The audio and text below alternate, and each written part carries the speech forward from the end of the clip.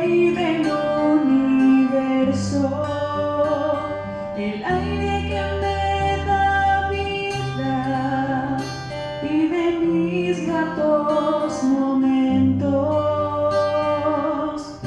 Eres mi luz del día, la razón de mi existencia, la mano que me sostiene, la que por doquier me guía.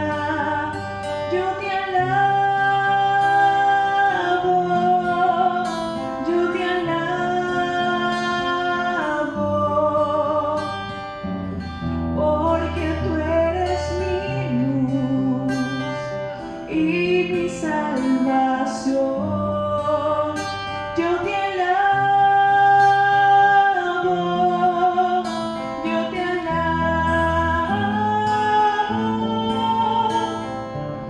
porque tú eres Jesús, mi Rey, mi Señor. Porque tú eres Jesús, mi Rey, mi Señor.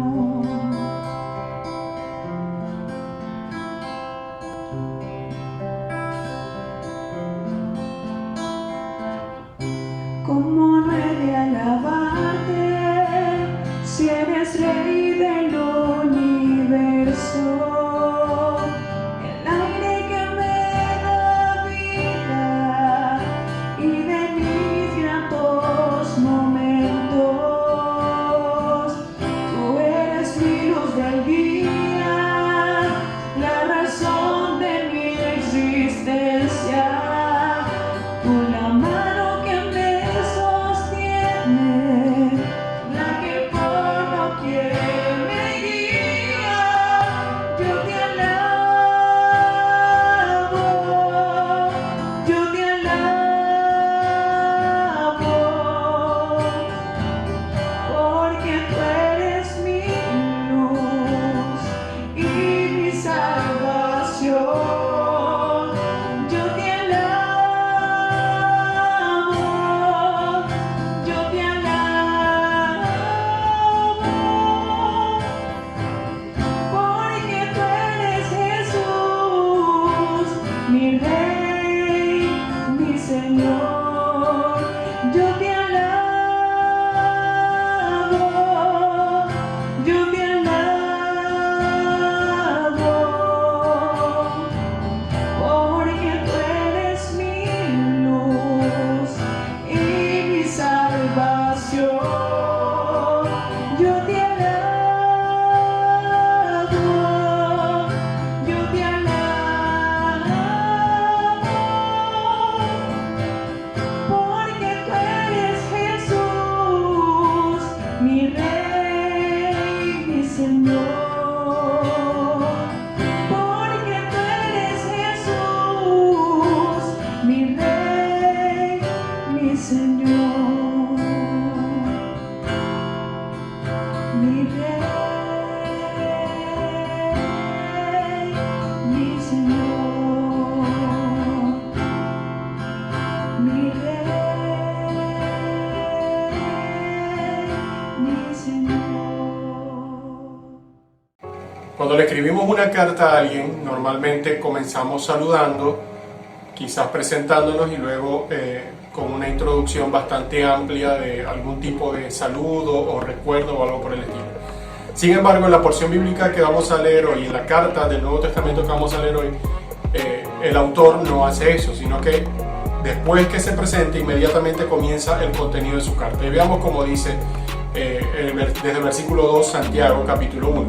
Hermanos míos, tened por sumo gozo cuando os halléis en diversas pruebas, sabiendo que la prueba de vuestra fe produce paciencia.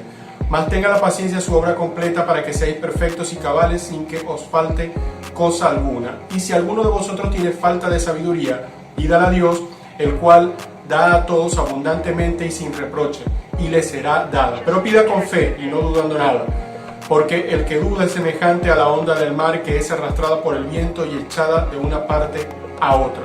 No piense pues quien tal haga que recibirá cosa alguna del Señor. Lo que vemos en este texto es una serie de consejos, y créame, Santiago es una de las cartas más prácticas del Nuevo Testamento. ¿Cómo puedo ser positivo en medio de los problemas? Esta es una pregunta que todos nos deberíamos hacer en algún momento, sobre todo los creyentes, los cristianos. ¿Cómo puedo ser positivo en medio de los problemas? Lo primero que tenemos que considerar es que hay 4 hechos en la vida que necesitamos saber. Ahora, ¿cuáles son esos 4 hechos de la vida? Lo primero, los problemas son inevitables. Dice la carta, cuando tengan que enfrentarse a diversas pruebas. Hermano mío, tened por sumo gozo cuando os halléis en diversas pruebas. Santiago está dando por sentado que va a haber un momento donde va a haber problemas, donde va a haber pruebas. Entonces no nos puede extrañar. Los problemas son también impredecibles. La palabra que utiliza aquí el versículo dice cuando tengan que enfrentarse con diversas pruebas, cuando os halléis en diversas pruebas. La palabra en griego es peripipto, que significa caer repentinamente en algo. En este caso es un problema. Lo tercero, los problemas son de toda clase. Hay diversos tipos de problemas. Y aquí dice diversas pruebas. Hay diversos tipos de problemas de todos los tamaños, de todos los colores. No nos vamos a aburrir nunca porque siempre vamos a estar metidos en algún tipo de problema y hay problemas que son recurrentes. Y tú sabes cuál es el problema recurrente que seguramente se te presenta constantemente. El otro hecho es que los problemas tienen un propósito. Es decir, dense cuenta, dice otra versión, dense cuenta que vienen. Es decir, los problemas van a venir. No, tenemos que estar conscientes de eso, pero también tenemos que estar conscientes, como dice en la versión Reina Valera, que los problemas producen paciencia. Los problemas tienen un propósito. Y es aquí cuando vamos a ver 3 propósitos de los problemas, según los versículos del 3 al 4. Los problemas purifican mi fe.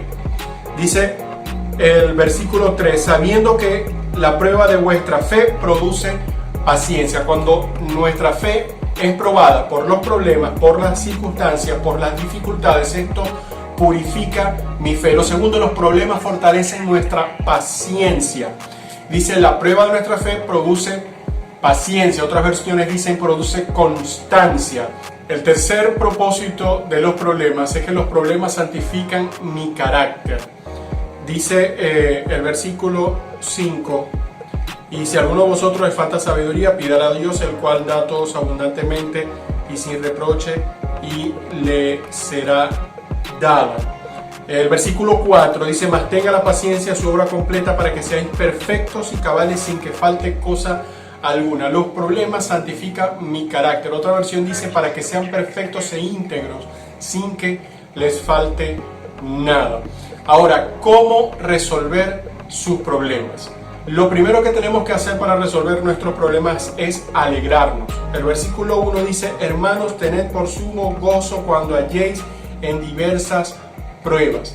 Nuestro gozo debe estar al máximo. Ahora, esto no quiere decir que seamos masoquistas, sino que nuestra actitud es alegrarnos no por el problema, sino en el problema.